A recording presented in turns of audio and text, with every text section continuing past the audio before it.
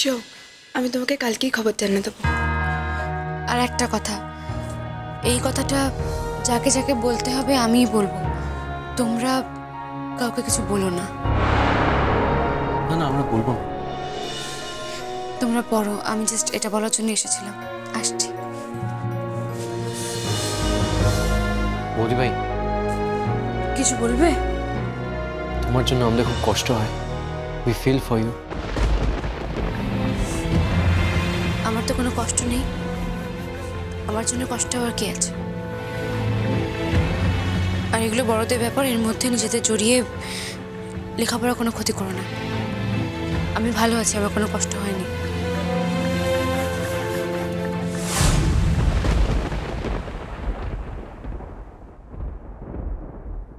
আজ সকালে father phone করেছিলেন। ও, আমাকে তোমাকে নিয়ে আজ স্কুলে যেতে বলেছেন। তোমার যাওয়ার কি আছে? যদি ফাদার ডেকে থাকেন তাহলে আমি একাই যেতে পারবো। কেন? আমার সঙ্গে যেতে অসুবিধা আছে? ঘেন্না হয় আমার সঙ্গে যেতে, তাই তো? এতই ঘেন্না হয় যে আমার সঙ্গে এক গাড়িতে পর্যন্ত যেতে পারবে না, তাই তো? এই সমস্ত অবান্তর কথা বলার কোনো দরকার নেই। বললাম তো, যদি ফাদার ডেকে থাকেন তাহলে আমি ঠিক আমার সময় মতো গিয়ে দেখা করে আসবো। আমার একটা নতুন কাজ শুরু হতে চলেছে তুতুল, আর সেই কাজটার আগে তুমি যদি আমার সঙ্গে এরকম করো তাহলে আমি কনসেন্ট্রেট করবো কি করে? আমি কি করেছি? আমি তোমার সঙ্গে কি করেছি আয়ুষ? আমি তো কিছু করিনি। দাঁড়াও যেও। দেখো,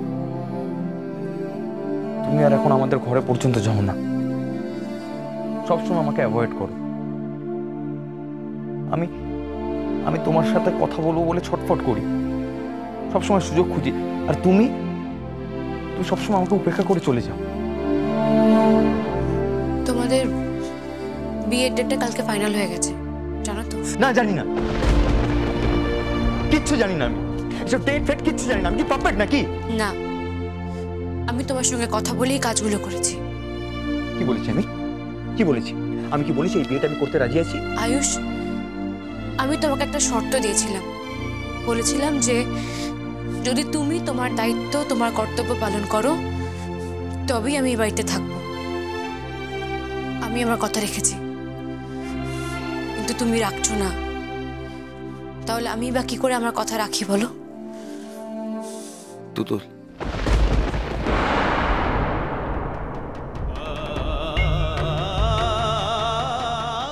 এত কষ্ট, এত যন্ত্রণা কিন্তু আমি আর নিতে পারছি না। ওরা পড়ছে, ওদের বিরক্ত করো না।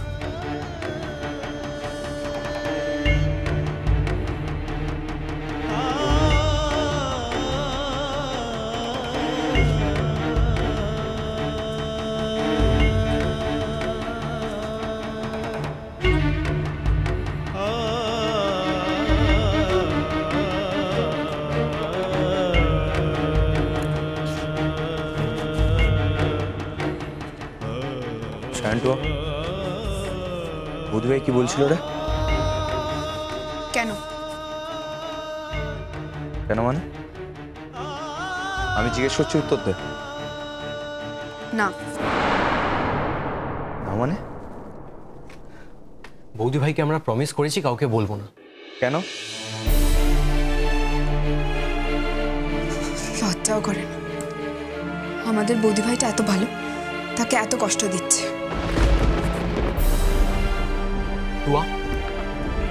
তুই কাকে এসব কথা বলছিস? সব কথা বলে কি কোনো লাভ আছে? চল বরঞ্চ আমরা নিজে চলি। চল। হ্যাঁ, তাই চল। যে আমাদের বৌদি ভাইটাকে এত কষ্ট দেয় তাকে আমরা কোনো দিনও ক্ষমা করব না, কোনো দিনও না, সে যেই হোক না কেন।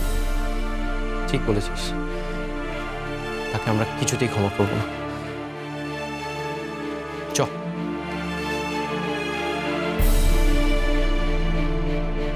আজ আমি প্রমিস করছি তুতুল,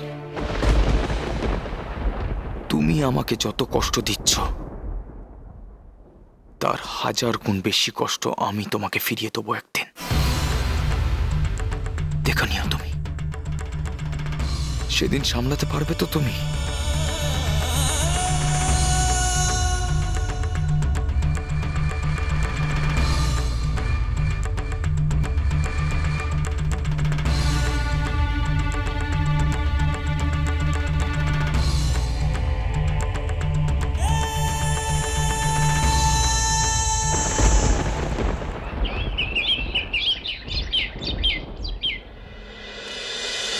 মধু, মধু একই চেহারা হয়েছে তোমার।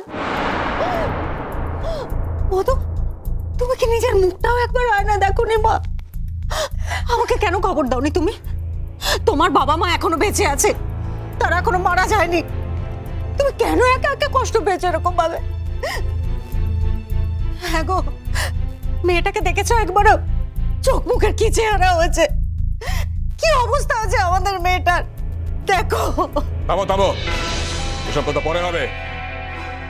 আগে আমাদের জানতে হবে যে খবরটা আমাদের জানানো হয়েছে তার সত্যতা কতটা। কি করে এরকম একটা কাণ্ড করতে পারে? উত্তর দিন আপনারা, উত্তর দিন। এর আগে তো আমাদের সম্মান ধুলোয় মিশিয়ে দিতে বাকি রাখেনি আপনার গুণধর ছেলে, তারপরেও এত বড় একটা কাণ্ড। দেখুন, যদি কিছু ঘটেই থাকে তাহলে তা জোর করে তো আর ঘটেনি। আপনার মেয়ে তো আর কচি খুকি নয়। আমি একটা কথা বলতে চাই। আমার মনে হয় আপনার মেয়ে প্রভোগ করেছে, অথবা আমার ছেলের একটা দুর্বল মুহূর্তের সুযোগ নিয়েছেও।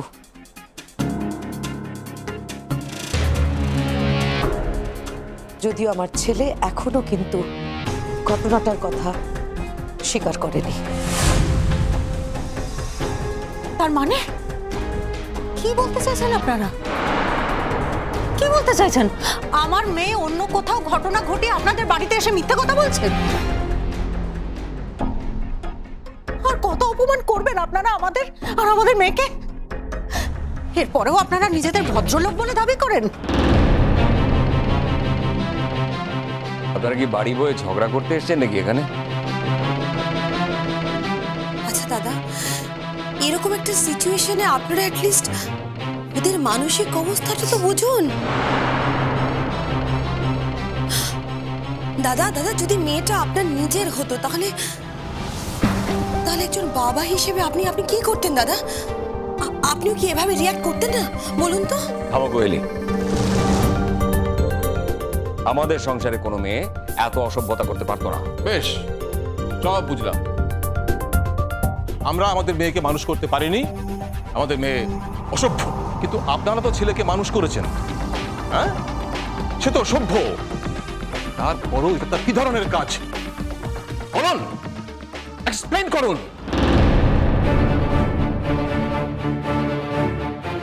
একবার আশীর্বাদ করার পর বিয়ে ভেঙে দিল, তারপর কিছুদিন যেতে না যেতেই আমার মেয়ে।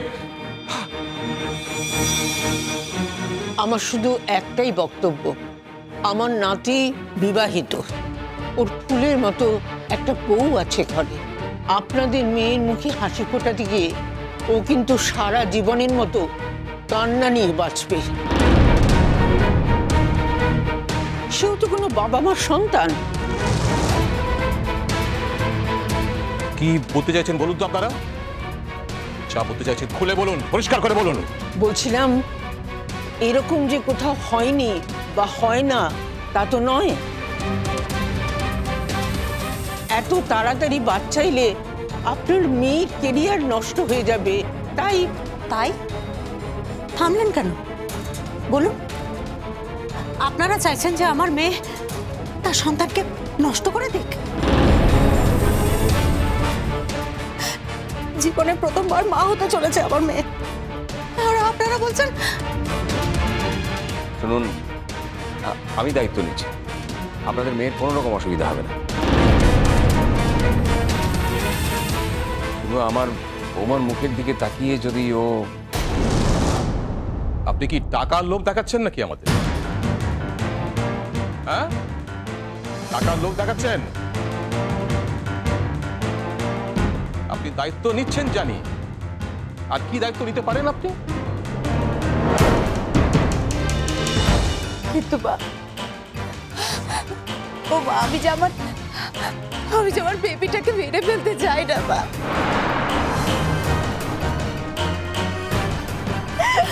আমি যে ওকে বাঁচিয়ে রাখতে চাই বা। কেঁদো না, কেঁদো না বন্ধু, কেঁদো না। শুনুন, একটা কথা পরিষ্কার করে বলে দিচ্ছি, আমরা যে আমাদের মেয়ের বিয়েটা আপনাদের ছেলের সঙ্গে খুব আনন্দের সঙ্গে দিতে চাইছি না, সেটা নিশ্চয়ই পরিষ্কার করে বুঝতে পারছেন। আপনাদের ছেলের যা ব্যাকগ্রাউন্ড, তাতে কোনো বাবা মাই নিজের মেয়ের বিয়ে আপনাদের ছেলের সঙ্গে দিতে চাইবে না।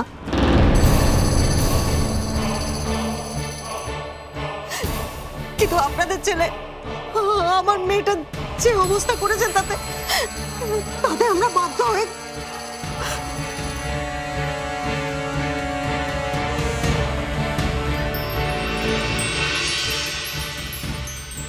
ঠিক আছে, ঠিক আছে, থাক, প্রণামের দরকার নেই। কি বলছেন আন্টি? আপনারা আমার বাবা মার মতো, একটা প্রণাম করতে পারবো না?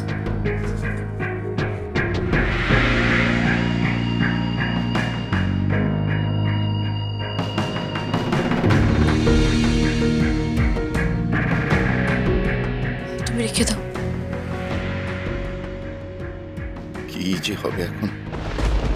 বৌমনি নিজের কপাল পণ্যের জন্য এমন ভাবে খেপে উঠেছে যে কি বলবো। কোন মেয়ে কি তার কখনো নিজের স্বামীর ঘর ছেড়ে চলে যেতে চায়? নিজের সব অধিকার অন্য একটা মেয়েকে দিতে চায়, তাও আবার মধু দিদির মতো একটা মেয়েকে।